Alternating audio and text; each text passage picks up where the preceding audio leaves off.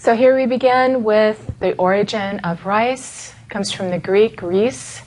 And once again, the importance of China in the origin of things. And we have here a photo of the Pearl River Delta. So it's very much like our Sacramento Delta. It has a lot of small tributaries, and it is a fantastic, fantastic place to grow wet rice paddies, and very important as a source for all different kinds of rice that develop from then this area and become traded elsewhere. There, of course, is a controversy. It seems like there always is controversies when we go back in time more than 1,000 years prehistory.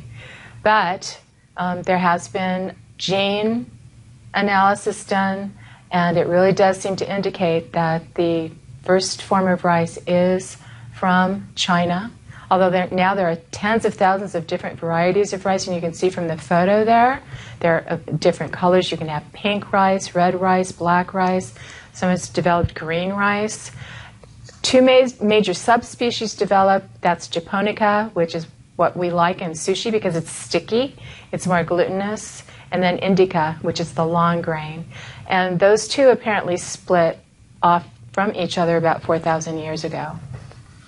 Let's talk about diffusion. That's when an item spreads from one area to another. Remember we talked about maps of Asia before and how important rivers were.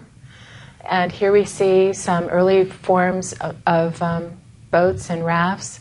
The picture on the left is actually a contemporary picture. So this is a kind of basket boat that's probably been used for thousands of years. Rivers of Asia. Very important. Let's sort of remind ourselves about the importance of these rivers, and remember that when you want to get down from China to the rest of Southeast Asia, you don't have to go over the Himalayas, which are over here, because it's pretty hard to trek over the Himalayas very successfully into India. So you can use these rivers very, very easy, and then there are overland paths from these rivers where you can end up going over to India this way, overland. So rivers are critically important in the spread of rice. I wanted to mention the importance of Cambodia and this delta that we find here in Cambodia.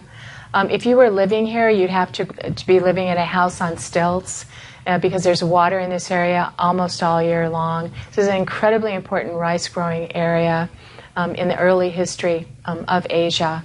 And once again, it's like the Pearl River Delta. There's a lot of tributaries.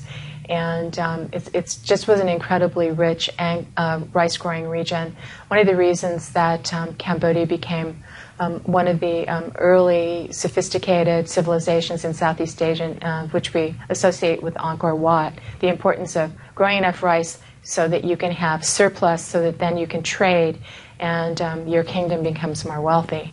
Once again, here we have another sort of mystery. How does rice spread to Japan? I think it's very important for us to remember that originally Japan was actually connected. You can't see it up here, but it was actually connected to the mainland. And then it split off gradually and floated out and became its own island structure. So there's actually a lot of early communication from the mainland to Japan because it used to be part of the mainland. So one theory is the route was this way through China, from the Pearl River Delta through Korea, and then down over to Japan. Another theory is that it was from this area of China over through the ocean this way. A final theory is the southern route that comes up this way through Okinawa. So nobody actually really knows how rice got to Japan, but there's a lot of interesting theories about how that happened. What we do know is that Japan is so associated with rice.